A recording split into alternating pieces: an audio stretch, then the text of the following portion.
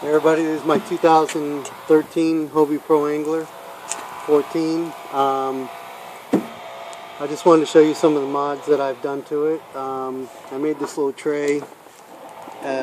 Fits into the sail mount with a piece of PVC. You know, I can put all like my little extra stuff in here when I'm fishing. It holds my lures.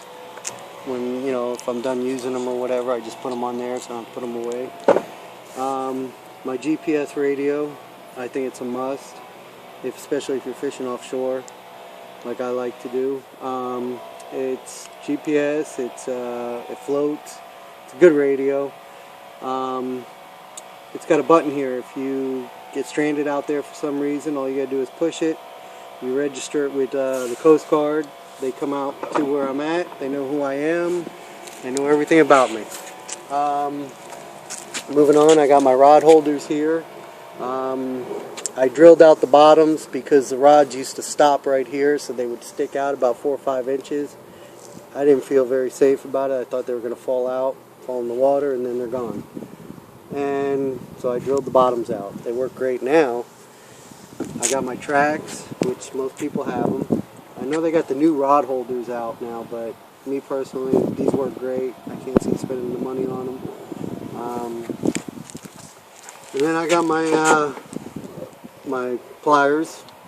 They're attached to my seat. They're on a zip line. That's a great thing. And then over here I've got my cutters. These things are great for braided line. Nail clippers don't work so well anymore like they used to on braided lines, like on mono. My Lowrance fish finder GPS, it's the DSI Elite 4, great product. Down here I have my storage unit. You know, some guys have the trays, some or the little slot thing for the little tackle boxes, and some use the bucket. I like the bucket. I keep my map, keep everything in here. My cell phone, my extra batteries for the GoPro. And I've got everything in there. I've got my sabikis, got my scent, fish scent. So that's a good thing there. Seat, everybody knows the seat, all the adjustments it does. It's a great product. My life vest is a waist, goes around your waist, and it's got a strap that goes around your neck. It's alright. I think I'm going to get a better one though. Mainly when I go offshore. I'm not too worried about when I'm in the flats. And then over here I've got the mount. Everybody knows about this. A guy named Brandon did it on YouTube. It's a good idea. Works great. It even extends farther. I mean, you really don't need to with the GoPro because it does a wide zoom anyway. So you really don't need to go out that far, but it's a good thing. And then oh, this here anchor trolley. I bought my kayak at Tackle Shack in Pinellas Park, Tampa, Florida. Or well, it's in St. Pete, really. But anyway, they use stainless steel fittings, not the plastic crap. So it's a little heavier.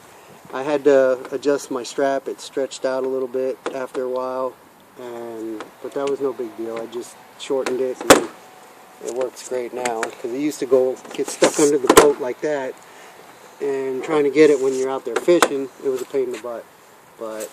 And then I have a switch over here, which you can't see because it's daylight, but I have lights underneath here on both sides. I got a blue and a white. So it's a 3-way switch. I can use 2 different colors for night fishing, which is, you know, it's nice. I haven't used it yet, but if I had to, it's there. I've got my remote Wi-Fi for my GoPro right here attached to the seat. I normally leave it underneath so my arm's not messing with it. This here, my wife bought me for Christmas. Great product. I love this thing. I can keep all my tackle. I mean, I've got these here are the large boxes. They're not the small ones. I mean, I can put 5 of them, 5 large boxes in here. Plus I've got a miniature one that I keep all my jig heads and stuff like that in it. And then I have one that I take in deep water with just hooks and stuff, circle hooks and stuff like that, weights. This here, I made it when I first got the kayak about a year ago, my pole holder. It comes apart right here on both sides.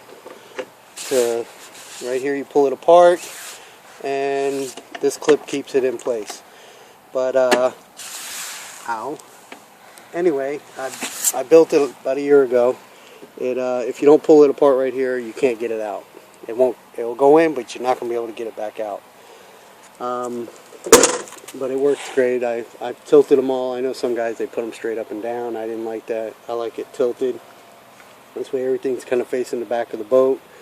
If I'm trolling or whatever, the pole's not sitting straight up and down.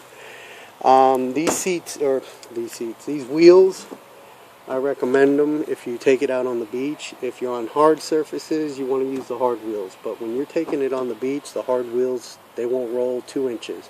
As soon as you hit the sand, it'll come to a dead stop, and you won't move the boat.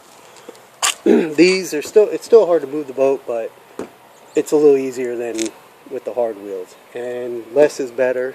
If you put too much air in them, they will not roll.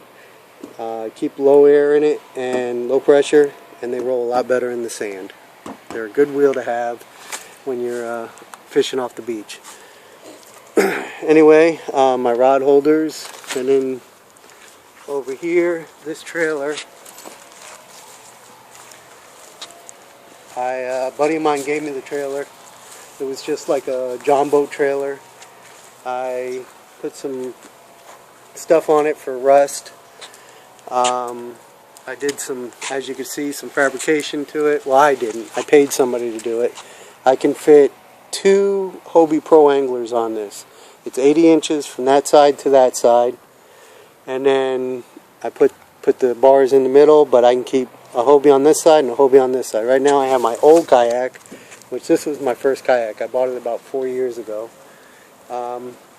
Works great, you know. Normally somebody wants to go with me, that's what they get to use. I use the Mag Daddy, they use the old one. Which it's a good kayak, there's nothing wrong with it. Works great. They just gotta work a little harder than I do. Anyway, I keep my wheels in the back here, because you can see I cover the holes for the cart to sit in. But this cart over here, this is my other cart that I bought with the Hobie. I don't know if you can see them in here, it's kind of dark. But I bought this one when I bought my kayak about a year ago. And it works great on hard surfaces, but when you try and use it on the sand, nothing. It will not move. So, and then everybody knows the Mirage Drive. Great thing. And I guess that's about it. This is my Hobie.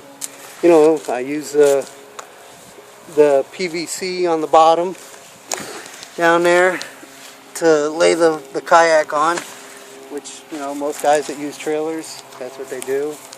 I do recommend, if you buy a Hobie Pro angler, a lot of people, you see them on, you know, a lot of people sell them used because they buy them and they don't realize they are a heavy boat. You probably do need a trailer. If you got a small pickup, a low riding pickup, they're easier to get on and off. But when you have a high pickup, or if you're trying to put it on the roof of a van or a truck, forget it, man. It's a heavy boat. But trust me, you want this over a normal kayak, because you can, I mean, I go out in the water, there's, you know, there's a lot of waves. I can stand up in it. I have no problem. It's a stable boat. It's 38 inches wide at the widest point. So, I mean, it doesn't get any better than the Hobie Pro Angler. Anyway, that's it. If you have any questions, send me a message, and I'll try and get back to you. Thanks.